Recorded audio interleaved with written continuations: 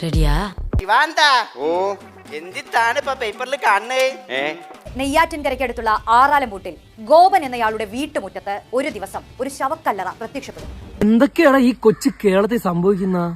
ചുറ്റിലുമുള്ളവർ കാര്യം അന്വേഷിച്ചപ്പോൾ ഗോപൻ സമാധിയായതാണെന്ന് മക്കളും ഭാര്യയും അടക്കമുള്ളവർ മറുപടി പറയുന്നു. എന്തൊക്കെയാണ് നടക്കുന്നേ?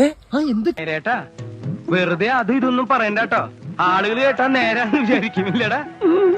ഗോപൻ എങ്ങനെ മരിച്ചുവെന്നോ മരണം ആര് സ്ഥിരീകരിച്ചുവെന്നോ ആർക്കും അറിയില്ല.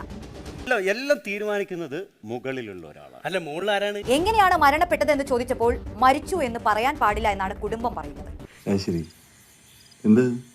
എന്റെ മനസ്സിൽ ചില പ്ലാനൊക്കെ ഉണ്ട്. ഒരു സമാധി ആയിരിക്കുന്ന ഇത്രയും പവിത്രമായിട്ടിരിക്കുന്ന ഒരാളെ പോസ്റ്റ്മോർട്ടം എങ്ങനെ ചെയ്യും? ഇത്രയും ശക്തി ചൈതന്യമായിട്ടിരിക്കുന്ന യോഗീശ്വരനായിരിക്കുന്ന ആ ഒരാൾ എങ്ങനെ പോസ്റ്റ്മോർട്ടം ചെയ്യും? അത് എന്തോന്ന് ഹിന്ദുക്കളെ ഒരുമാതിരി വലിച്ചു കീറും പോലെ അല്ലേ?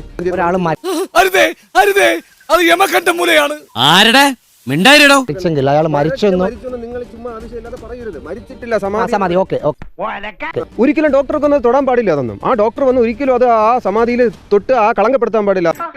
വിറ്റാണ് ആള്, ഭയങ്കര വിറ്റാണ്. വിശ്വാസം നല്ല ഇങ്ങനെ ഊമ്പിത്തിരിഞ്ഞിരിക്കുമ്പോ എന്തെങ്കിലുമൊക്കെ ആലോചിച്ച് സമാധാനിക്കാലോ. എന്റെ പ്രാണൻ നഷ്ടപ്പെട്ടിരുന്നാലും അത് സമ്മതിക്കത്തില്ല. എന്റെ പ്രാണൻ നഷ്ടപ്പെട്ടിരുന്ന, അതായത് ഞാൻ ആത്മാഹുതി ചെയ്തിരുന്നാലും ശരി, ഇതിനെ പൊളിക്കാൻ സമ്മതിക്കത്തില്ല. നടക്കില്ല.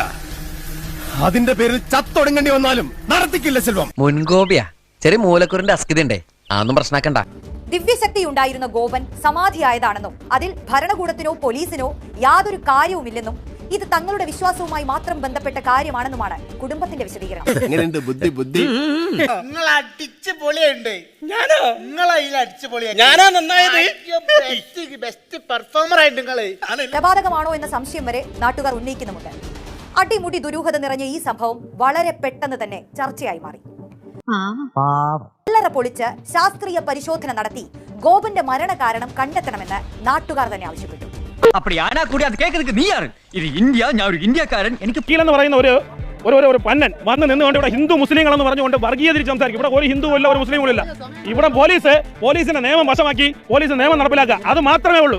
ഞാൻ ഇന്ന് വരെ ഈ പണിക്ക് കാശ് കൊടുത്തേ പോയിട്ടുള്ളൂ. ആണോ? ആദ്യമായിട്ട് കാശ് മേടിച്ചിട്ട് സമാധിയാവാൻ എനിക്ക് സമയമായി എന്ന് പറഞ്ഞ് എന്റെ അച്ഛൻ സമാധി ആവാൻ വേണ്ടി അവിടെ ചെന്ന് അച്ഛൻ പത്മാസനത്തിൽ ഇരിക്കുകയാണ്. ആ പീഠത്തിൽ ഞാൻ പറഞ്ഞതിൽ എന്തെങ്കിലും ഒരു തെറ്റുണ്ടോ? ഇരിക്കുകയാണ് സമാധി. എന്റെ തലയിൽ കൈവച്ച് അനുഗ്രഹിച്ച സമാധിയെ ഞാൻ കണ്ടോണ്ടിരിക്കുകയാണ്.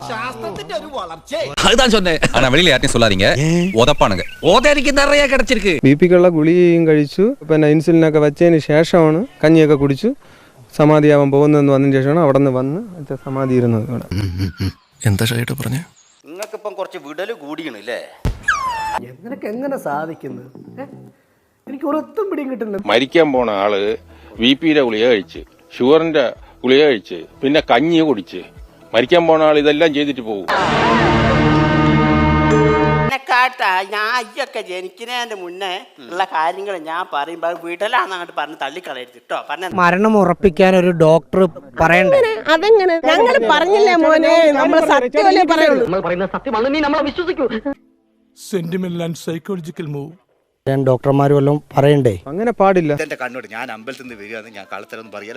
ഡോക്ടർമാർ വല്ലതും പറയണ്ടേ? അങ്ങനെ പാടില്ല. എന്റെ ജീവൻ പോകുമ്പോൾ നമ്മൾ തന്റെ സ്പന്ദനാടി ഇടുപ്പ് നിൽക്കും, തന്റെ ശ്വാസം നിൽക്കും. ഞാൻ ക്ഷേത്ര പൂജാരിയാണ്, എനിക്ക് അറിയാൻ പറ്റും. നിങ്ങൾക്കൊരു സത്യം അറിയോ? ഞാൻ ഒരു വലിയ സംഭവം. സന്തോഷായി, നല്ല സന്തോഷായി. ആ വിത്ത് ഇനി കണ്ടത്തിൽ ഇറങ്ങിയില്ല. അപ്പോളേ നമ്മൾ പിന്നെ വരാം.